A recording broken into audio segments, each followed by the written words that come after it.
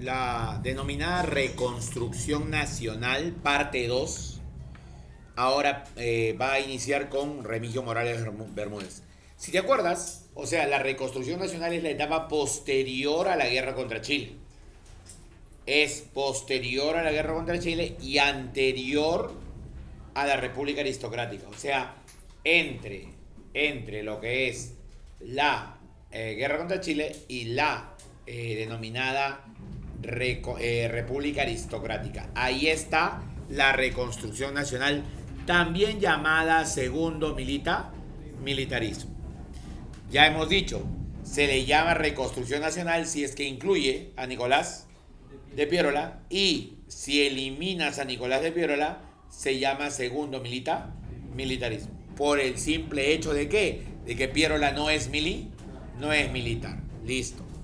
A eso se le llama Reconstrucción Nacional. El gobierno que continúa después de el señor Miguel Iglesias y luego del primer gobierno de Andrés Avelino Cáceres va a ser el gobierno de Remigio Morales Bermúdez. 1890 a 1894, 4 años de gobierno del personaje que ves ahí. ¿Ok? Este hombre participó en la guerra contra Chile.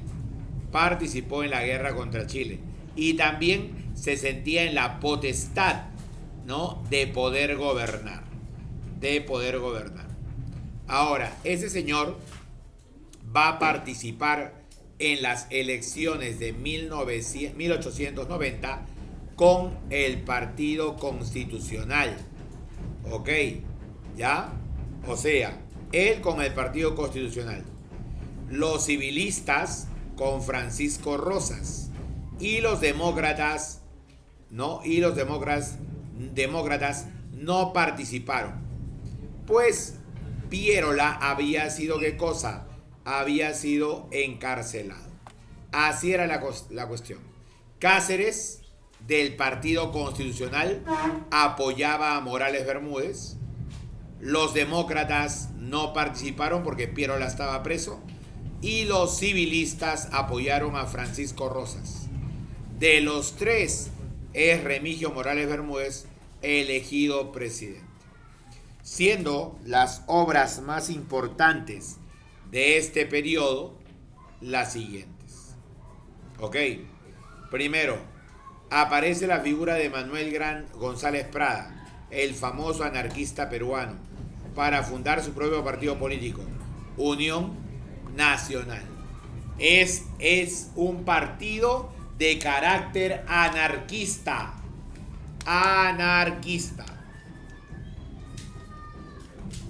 Unión Nacional, partido anarquista. ¿Qué más?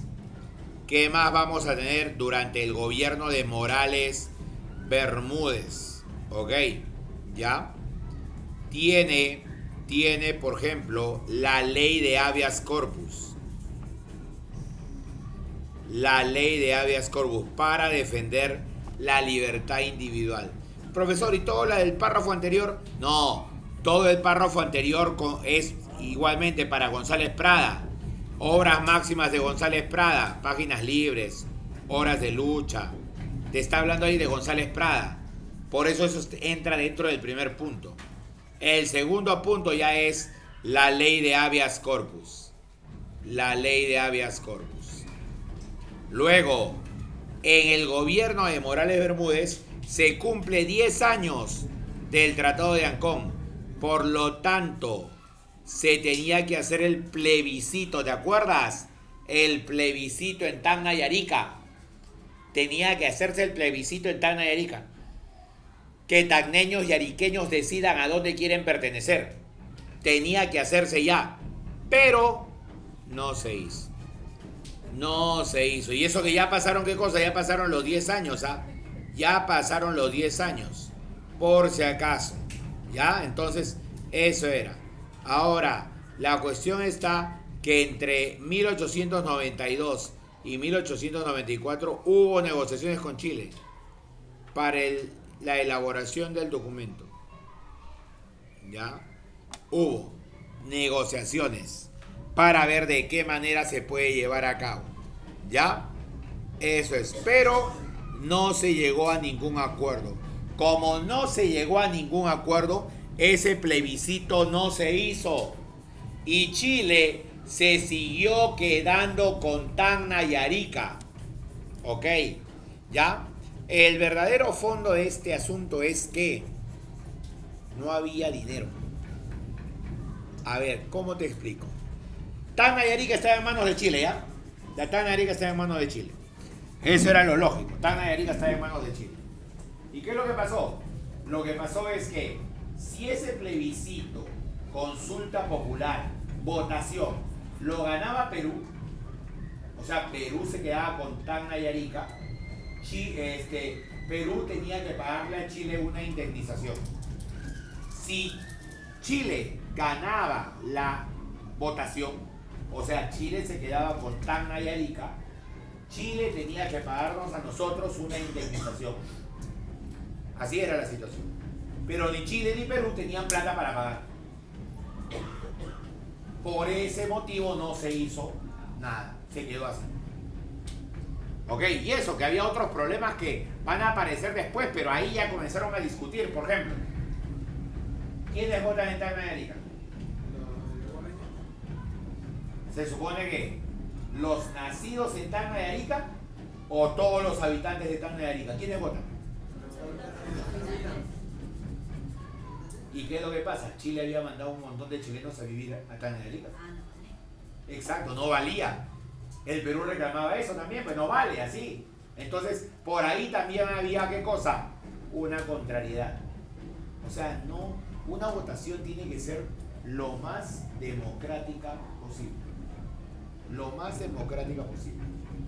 ¿Entiendes? Si acá tienen que elegir a alguien para que se encargue de las cosas, agarra, eligen a uno y punto. Todos se someten a lo que diga la mayoría. ¿Te caigo o no te caigo? Así es. Porque es de la democracia, pues la mejor forma de estar en el poder. ¿Ok?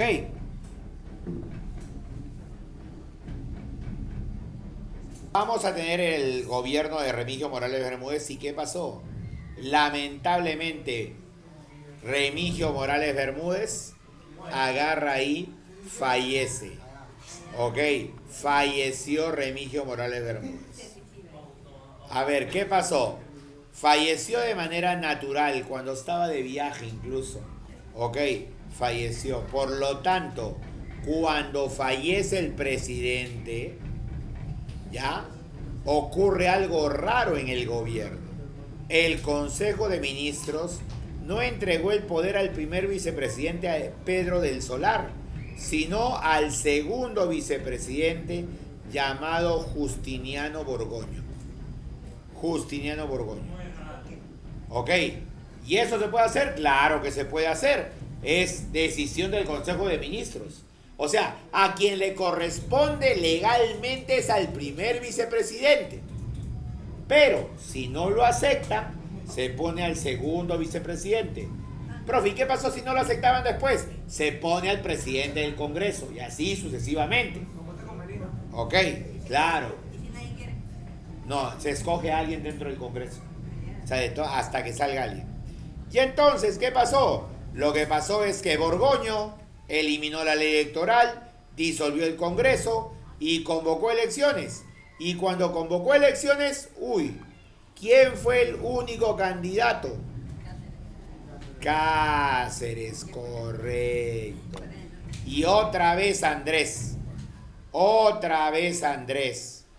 Esa frase existe, sí existe. Y es la otra vez segundo gobierno de Andrés Avelino Cáceres. Ok. Segundo gobierno de Andrés Avelino Cáceres. Eso es lo que va a pasar. Ok. Ya por si acaso. Listo. ¿Qué más? Eso que estás viendo ahí, por ejemplo, es la plaza de Tacna en aquellos tiempos. La plaza de Tacna. Ok. Se inicia entonces el segundo gobierno de Cáceres. El segundo gobierno de Cáceres. Cáceres va a gobernar en este caso solamente, ¿qué cosa? Un año, nada más. Solamente un año. Es el segundo gobierno de Cáceres del 94 al 95. Dice, la elección autoritaria de Cáceres crea un ambiente de rechazo hacia su persona. Eso es cierto. El pueblo había olvidado al héroe símbolo del patriotismo. El descrédito del militarismo era evidente. La imagen del brujo de los Andes no apareció como el político que reconstruye, sino el militar que viola las normas constitucionales y quiere proseguir con el militarismo. Habían olvidado todo lo que hizo en la campaña de la Breña de la guerra contra Chile. Es que si tú eres un buen militar, no necesariamente vas a ser un buen político. No porque eres bueno en una cosa vas a ser bueno en la otra cosa. Eso es así de simple. Zapatero sus zapatos. ¿Ok? En este caso, en el bando opositor, ¿quién estaba? Estaba Piérola. Piérola se convirtió en el principal opositor de Cáceres. ¿Ok? De Cáceres. O sea, otra vez, pelea entre peruanos. ¿Ok? Pelea entre peruanos. Fue tanto así que a pesar que conversaron y todo ello, a pesar de eso, Piérola, que era líder de la llamada coalición nacional, se enfrentará en guerra civil, enfrentamiento interno a Cáceres. Se enfrentará a Cáceres y lo logrará vencer en esta guerra civil. Ok, para ese tiempo, Cáceres será el repudiado, el odiado, y Piérola se convertirá en el que asumirá el gobierno tras derrotar a Cáceres. Recuerda, Piérola lideró la coalición nacional contra Cáceres. Piérola tenía su partido, recordarás, el Partido Demócrata. El Partido Demócrata se unió al Partido Civil. Y cuando se unieron, esa es una coalición. Y esa coalición liderada por Piérola derrotará al Partido Constitucional de Cáceres. Eso es lo que pasó, por si acaso. Ya, ese es en resumen lo que pasó. Por eso acá dice, la revolución pierolista y la coalición nacional. Piérola lideró la coalición nacional conformada por gente del Partido Demócrata y del Partido Civil. Así es. Tanto así que el segundo gobierno de Cáceres solo duró 7 meses. De agosto a marzo de 1895. ¿Ok? ¿Ya? Eso es lo que va a pasar. Ya no te vayas a olvidar. Ya no te vayas a olvidar. ¿Cómo se llama? La coalición nacional. Por eso dice ahí, mira, ve. Ahí está. Gobierno, Partido Constitucional de Cáceres. Se genera la guerra civil. La coalición nacional, ¿quiénes lo conforman? El Partido Demócrata de Piérola. La Unión Cívica, González Prada. Así es la situación. O sea, la coalición nacional, Partido Civil, Partido Demócrata y la Unión Cívica del señor Manuel González Prada. Ya de esa manera, por si acaso. Ya no te olvides de eso. Ok, ahora, ¿cómo venció Cáceres? En marzo de 1895, los montoneros. ¿Cómo venció Piérola? Discúlpame. Los montoneros de Piérola. ¿Te acuerdas de los montoneros? Los campesinos armados. Antes ayudaban a Cáceres, ahora están en contra de Cáceres. ¿Y apoyan a quién? A Iglesias. Ingresaron a Lima. Luego de 2 días de batalla, cercaron a Cáceres en Palacio de Gobierno. Ok, esto es que lo cercaron a Cáceres en Palacio de Gobierno, lo querían derrocar. Esto hay en un texto, en una pintura, que es la entrada de Piérola por Cocharcas. Lo que pasa es que quería sacarlo del poder. Quería sacarlo del poder. Esa era la idea de Cáceres. Ya quería, discúlpame, era la idea de Piérola, sacar a Cáceres del poder. Ok, ese texto que se encuentra ya en el museo se llama El ingreso o la entrada de Piérola por Cocharcas. Ok, entrada de Cocharcas, así de simple. Entrada de Cocharcas. te decía que el señor Pierola con el señor Cáceres estaban en guerra civil. Estaban en guerra civil. En esa guerra civil, Pierola está confiado de ganarle a Cáceres. Y entonces ahí se da la famosa idea de la entrada de Pierola por Cocharcas. Esta pintura de acá, porque esto es por si acaso una pintura de la época, representa a Pierola, a quien se le llamaba el califa, entrando a Lima por la zona de Cocharcas. ¿Cómo termina el conflicto? Ya, el conflicto termina cuando la Iglesia Católica interviene para que Cáceres renuncie, dimita en favor de una junta de gobierno. Esa junta de gobierno dirigida por Manuel Candamo convocaría elecciones y esas elecciones, ya esas elecciones serían ganadas por Pierola. Y como dice esta famosa frase que está aquí, que es lo que te he venido repitiendo yo también, de esta forma llegó a su fin el segundo militarismo, pero la reconstrucción nacional continuaría hasta 1899. Te dije eso. El segundo militarismo acaba y Pierola continúa con la reconstrucción nacional. Ya te he dicho que Pierola no pertenece al segundo militarismo porque Pierola no es militar. Así es simple. ¿Ok? Ya eso es lo que te he mencionado. Ahora, ¿qué más vamos a tener? Pierola en campaña. En diversas partes del Perú comenzaron a surgir partidos guerrilleros. Piura, Huánuco, Ica, etc. Eso pasaba. En octubre de 1894, incluso, dice, salió de Iquiño una pequeña chalupa casi de forma clandestina, arribó a Pisco y de ahí a Chincha. En Chincha darían un manifiesto a la nación. Es la nación entera la de un lado, del otro un soldado que nada respeta, adueñado del ejército y los recursos nacionales. ¿A quién le estaban escribiendo eso? Era todos contra Cáceres. Todos contra Cáceres. Todos contra Cáceres. Dicen, Chincha, Pierola asumió el cargo de delegado nacional y se puso en campaña. ¿Todo para qué? Para derrotar a Cáceres. Para derrotar a Cáceres. Y acá te cuenta qué cosa, que el monseñor José Maki es que el que va a detener el enfrentamiento y va a pedirle la renuncia de Cáceres. Pierola había triunfado, Cáceres se fugó al extranjero. Así fue. Y así inició el segundo gobierno de Nicolás de Pierola, que si recuerdas ya había gobernado durante la guerra contra Chile.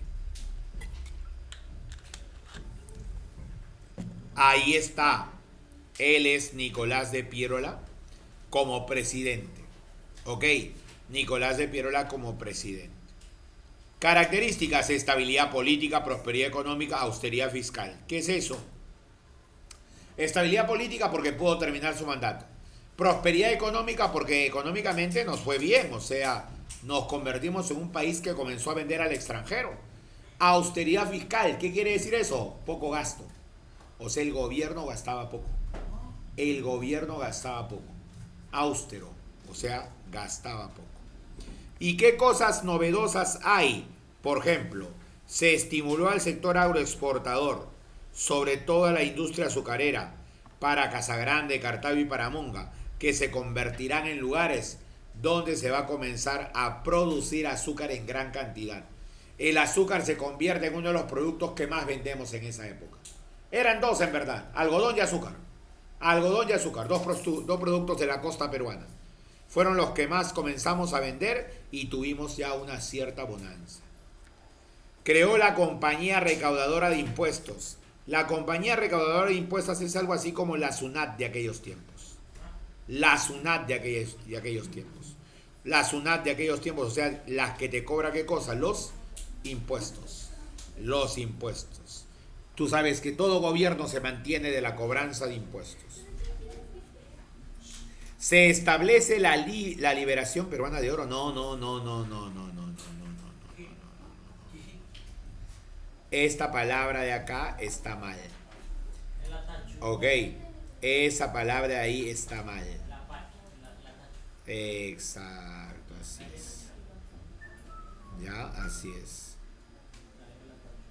Acá está. Esta no es. La palabra correcta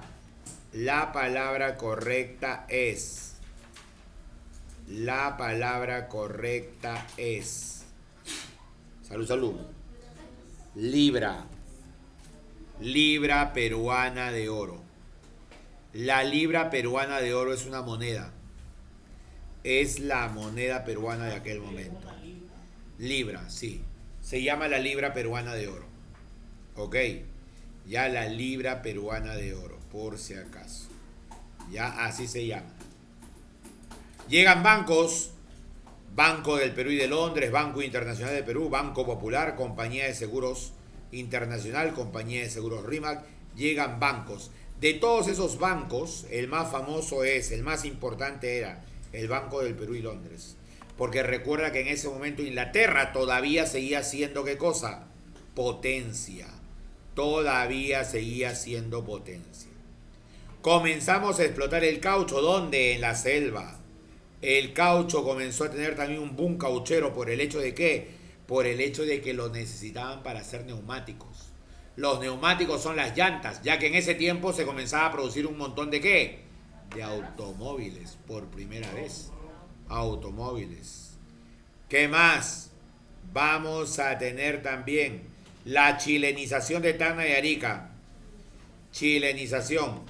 Muchos chilenos llegaron a vivir en Tacna y Arica y asustaban a los peruanos, quemaban sus negocios, intentaban matarlos, prohibieron los símbolos patrios en Tacna y Arica. Eso se llama chilenización. No se enseñaba historia peruana en los colegios de Tacna y Arica, se enseñaba historia chilena. Se quería eliminar cualquier influencia peruana en Tacna y Arica. A eso se le llama la chilenización. Chilenización. ¿Qué más vamos a tener? La rebelión separatista del coronel Mariano Madueño en Loreto. Loreto quiso ser independiente. Loreto quiso ser independiente, imagínate. Por eso dice ahí rebelión separatista. ¿Quién se quería separar? Loreto. ¿Y con qué se iba a mantener? Es que pensaron que gracias al boom del caucho podían sobrevivir sin ningún problema. Ese es el intento separatista de Loreto de Mariano Madueño. ¿Qué más? Vamos a tener, ¿qué cosa? Vamos a tener la reforma de la formación militar a cargo de una misión militar francesa. Acá no está el nombre, pero esa misión, militar francesa es la misión, por si acaso, de Pablo Clement. Son asesores militares. Bueno, es un asesor militar que viene desde Francia para poder ayudarnos en ese aspecto. Cosas que establece el servicio militar obligatorio. Cosas que establece la Escuela Militar de Chorrillos. Así es. Ok, mira, y justo acá está, ahí está, liderada por Pablo Clement. Ahí está. O sea, aquí, a partir de ese momento, hay servicio militar y hay Escuela Militar de Chorrillos. Ok, a partir de ese momento.